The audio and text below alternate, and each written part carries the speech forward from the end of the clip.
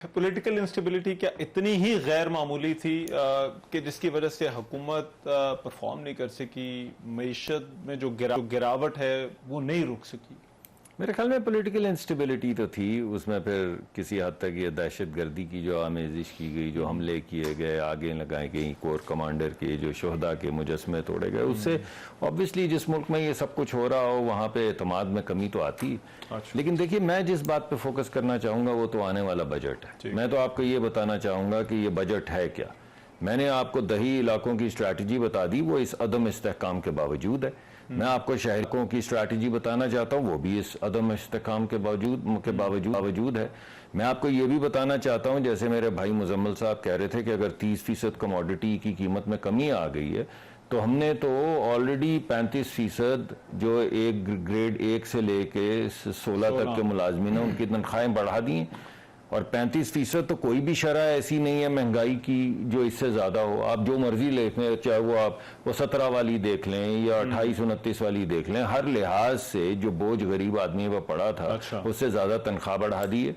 दूसरी बात यह है कि जो अमीर लोग हैं ज़रा थोड़े से 17 ग्रेड और उससे ऊपर 22वें ग्रेड तक 30% उनकी भी बढ़ा दी है। और पेंशन वाले लोग, क्योंकि उन पे टैक्स नहीं लगता, उनको कैश सीधा सीधा मिलता है, तो 17.5% उनकी भी बढ़ा दी है। मिनिमम पेंशन भी बढ़ा दी है और मिनिमम वेज जो है वो 32-33 हज़ार कर दी है। और वो प्राइवेट सेक्टर के लिए आपको भी अपने लोगों को अब पूरी 32-33 हज़ार तनख्वाह कम से कम देनी पड़ेगी। तो उससे ये होगा कि महंगाई की वजह से जो थोड़ा सा बोझ लोगों पे, थोड़ा नहीं बहुत बोझ पड़ा है, वो कम हो जाएगा। और अगर जैसे मुजम्मल साहब कह रहे हैं, अच्छी बात है, इन्होंने बड़ी अच्छी नवीद दी है कि अगर आने वाले वक्त में 30% कमोडिटी प्राइस कम हो जाएगी या इससे भी ज्यादा कम हो जाएगी, तो फिर तो ऑलरेडी हम तनख्वाह कम थोड़ी बड़ा इशू बैरूनी जो अदायगियां हैं हमारी वो है। डार साहब ने आज पोस्ट बजट प्रेस कॉन्फ्रेंस में कहा कि पाकिस्तान को अपनी ये कमिटमेंट्स तो पूरी करना होंगी, लेकिन क्या हम इस पोजीशन में हैं कि अपनी ये जो कमिटमेंट्स हैं आने वाले सालों में ये पूरी कर लेंगे गिवन हमारे जो रिसोर्सेज हैं? जी, इस वक्त जो बज़ाहिर लग रहा है, पिछले 2-3 महीने से तो एक्सटर्नल सेक्टर में हम सरप्लस हैं, साल में पूरे नहीं, लेकिन हमारी इस वक्त जो एक्सपोर्ट्स हैं वो इंपोर्ट से ज़्यादा हैं, तो हम थोड़े से सरप्लस हैं। मगर ये काफ़ी नहीं है कि हम तमाम अपनी अदायगियाँ कर सकें। उसके लिए हमने कई चीज़ें जो हैं वो अपने रिजर्व्स बढ़ाने के लिए भी और दीगर ममालिक से बातचीत चल रही है। मैं आपको फॉर एग्जांपल ये बताना चाहता हूँ कि अगले 90 दिन के अंदर अंदर हम तकरीबन $10 बिलियन या 120 दिन के अंदर अंदर $10 बिलियन की इन्वेस्टमेंट पाकिस्तान में रिफाइनरी सेक्टर में करेंगे। उसके अलावा हमारे पास जो मादनियात का और माइनिंग का सेक्टर है, उसके अंदर अगले साल के अंदर बहुत सी आपको इन्वेस्टमेंट नज़र आएगी, बहुत से कॉन्ट्रैक्ट्स नज़र आएंगे पाकिस्तान में इन्वेस्टमेंट के। अच्छा। उसके अलावा हमारी बहुत सी गुफ्तगू चल रही है रिन्यूएबल एनर्जी में, दीगर ममालिक के साथ भी चल रही है, प्राइवेट सेक्टर्स के साथ भी चल रही है, तो हमें नज़र आता है कि वहाँ से एनर्जी प्राइसेस नीचे आएंगी। एनर्जी प्राइसेस, ये रूस का आपको पता है कुछ एक हफ्ते भर के अंदर जहाज आने वाला है, और हमारा टारगेट ये है कि हम अपना जो क्रूड ऑयल है यानी खाम तेल जो है उसका 1/3 जो है वो डिस्काउंटेड, हेविली डिस्काउंटेड जो रूस का तेल है उससे पूरा तो उससे क्या कीमत नीचे आएगी? पेट्रोल की कीमत नीचे अगर हमारी तकरीबन 18 से 20% टोटल फ्यूल, क्योंकि हमारा 50% आइडिया है कितना कम हो जाएगा पेट्रोल? वो बैक कैलकुलेशन हो सकती है, हम कंट्रैक्चुअली नहीं बता सकते कि हमें कितना डिस्काउंट मिल रहा है, तो वो बैक कैलकुलेशन हो जाएगी कि ये जो कह रहे हैं उससे डिस्काउंट कितना मिल रहा है, उस पर मैं तबसरा नहीं कर सकता, मगर every penny that we get will be passed on to the people. एक आखिरी बात, मैंने आपको शहर का नहीं बताया, मैंने आपको गरीब आदमी का बता दिया, मैंने आपको दही का बता दिया, मैंने आपको इन्फ्लेशन के खिलाफ जो हमने वो बता दिया। शहरों के अंदर बजाय इसके कि टर्फ जो अभी मेरे भाई कह रहे थे स्टेट बैंक ने दिए थे, स्टेट बैंक पाकिस्तान का था, ऑस्ट्रेलिया या स्वीडन का तो नहीं था, तो आपने चंद गिने चुने लोगों को $5-6 बिलियन दे दिए, और वो सफेद जहाज खड़े, ना उनके लिए बिजली अवेलेबल है, ना उनके लिए गैस अवेलेबल। अब हम भागते फिर रहे हैं इनको चलाना कैसे, और उनसे बात कर रहे हैं, चलवाएंगे उनको। लेकिन इस दफा शहरी इलाकों में SMEs के लिए फंड भी बनाया गया है, एसएमईज को पैसे दिए जाएंगे, यानी वो लोग जो बच्चे बच्चियां स्कूलों कॉलेजों से निकल रहे हैं उनको 30-40 लाख रुपया दिया जाएगा ताकि वो अपना नया कारोबार शुरू करें। ठीक है। दूसरा, आईटी सेक्टर की जो टैक्स की छूट थी वो खत्म हो रही थी, उसको रिन्यू कर दिया गया है।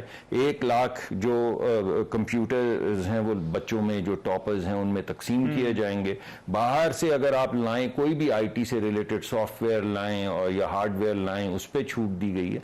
तो हमारी कोशिश ये है कि आईटी सेक्टर को हम प्रोलिफरेट करें। टैक्स का 0.25% है, वो तो हमने इस वजह से रखा है कि डॉक्यूमेंटेशन हो जाए, ये ग्रे लिस्ट और ब्लैक लिस्ट के चक्कर चलते रहते हैं, वरना ये आप इसको समझे फ्री है।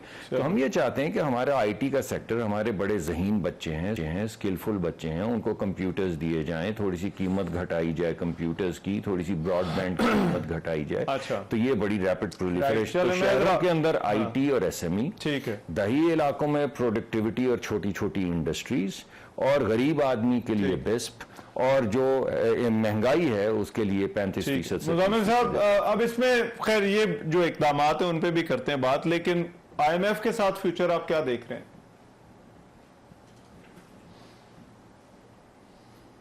जी सॉरी, अच्छा सबसे पहले तो मैं एक शिकायत कर दूं डॉक्टर साहब से। इनको सरकारी मुलाजिम जो है सबसे ज्यादा अजीज है, और अच्छी बात है, अजीज भी होने चाहिए। जब आप 50% खाने पीने की महंगाई करें तो 35% तो तनख्वाह बढ़ती है। लेकिन जो बेस्ट की बात की इन्होंने, वो जो है 400 अरब से 450 अरब, ये 12.5% सिर्फ बढ़ा है। और बकौल हफीज पाशा साहब के कि इस साल पाकिस्तान में जो बेरोजगारी की शरह है 11% है, यानी कि 10 आदमियों में एक आदमी बेरोजगार हुआ इस साल, और 10 करोड़ अवाम जो है गुर्बत की लकीर के नीचे। तो ये डॉक्टर साहब थोड़ा सा भी बजट पास नहीं हुआ। इस बेस्ट को जो है कोई 400 अरब था ना, इसको आप 600-650 अरब लेके जाएं और कहीं और कट लगा दें। ये जो प्राइम मिनिस्टर का 80 अरब रुपए डिस्क्रिशनरी फंड डेवलपमेंट का, उसको कट कर सकते हैं। 90 अरब रुपए जो एनपीएम एमएनएस के लिए जो स्कीम के लिए रखा है वो कट करके अगर वो बेस्ट में आ जाएगा तो दुआएं भी मिलेंगी और लोग गुर्बत की लकीर से शायद हट भी जाए। अब बात आ जाए आईएमएफ पे। ये जो आईएमएफ का प्रोग्राम जो है वो तो आपके वजीर खजाना साहब ने जो है 2-3 दिन से वैसे ही लोगों को बताना शुरू कर दिया है कि जी अब 20 दिन रह गए हैं, 3 रिव्यू है, ये प्रोग्राम मुकम्मल नहीं होगा। उस प्रोग्राम के पीछे जो है उन्होंने कह दिया कि ये आलमी साजिश हो गई है, आईएमएफ ने आलमी साजिश का हिस्सा है। और पीटीआई भी जो है, पहले पीटीआई ने आईएमएफ को नाराज किया था, आईएमएफ को तो आलमी साजिश की वजह से हो गया। अच्छा, फिर भी उसके बावजूद भी जो है ना आईएमएफ कोशिश कर रहा है। अब आईएमएफ कोशिश हमेशा से कर रहा है कि ये प्रोग्राम हो जाए, लेकिन आईएमएफ ने कहा था कि जो हमारा आपका बजट फ्रेमवर्क है वो जो है उसके हिसाब से आप बजट दें। जो कल बजट दिया गया है, ये वैसे तो जो अब ये बजट दिया और जब ये पास होगा तो इसमें जमीन आसमान का फर्क आ जाएगा। ये तकरीरें और जो है तकरीरों के, ये पिछले साल मिफ्ता इस्माइल के बजट में भी ऐसे ही हुआ था, और उसके बाद फिर कितने मिनी बजट आए आपको याद है। ये जो है बजट में आईएमएफ की इतनी 3 खिलाफ वर्जियां कर दी। एक, पाकिस्तान का तारीखी खसारा तकरीबन 7,000 अरब रुपए का इस बजट में ऐलान किया गया है। हमारी कैलकुलेशन है ये 2,000 अरब और 9,000 अरब हो जाएगा। अच्छा, दूसरा, इन्होंने सब्सिडीज 1100 अरब रुपए की कह रहे थे, अमीरों को हमने कोई लिफ्ट नहीं कराई। 1100 अरब रुपए की जो है बिजली की, और डॉक्टर साहब के शोबे से ताल्लुक रखता है ये 1100 अरब रुपए बिजली, गैस और इस पे सब्सिडी है। और फिर जो तीसरी चीज जो है टैक्स एग्जेम्पशन, जैसे डॉक्टर साहब ने अभी कहा, हमने अमीरों को तो छुट्टी करा दी। लोडेड टैक्स एग्जेम्पशन, 2,500 अरब रुपए की टैक्स एग्जेम्पशन।